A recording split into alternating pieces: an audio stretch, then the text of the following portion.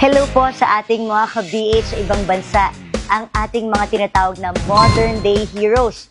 Bukas na po ang simula ng overseas absentee voting.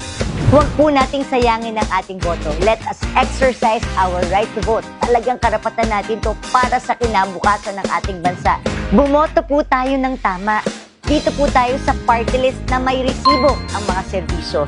Mula po 2010, nagsiservisyo na po ang bagong henerasyon party list at marami na po tayong napasang batas para sa mga OFWs. At ang pinaka-latest po dyan, yung talagang sinabi natin sa OWA, kilalanin at ilabas ang guidelines dahil alam niyo po ba, kung kayo ay low-skilled or semi-skilled na OFW, ang inyo pong asawa dito po sa Pilipinas o kung sino man ang nagbabantay sa inyong anak ay considered solo parents. May mga benefits din po silang matatanggap mula po sa DMW at ganoon din po sa OWA. Tanging ang bagong henerasyon party list lang ang gumising sa OWA at saka sa DMW para gawin ang guidelines para sa inyo. Ang BH bagong henerasyon party list ay marami na pong nagawa, ginagawa at marami pa po tayong gagawin.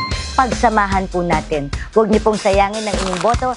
Number 94, isa lang ang pwedeng iboto. BH bagong henerasyon party list. Starting tomorrow, mga ka-BH. Thank you!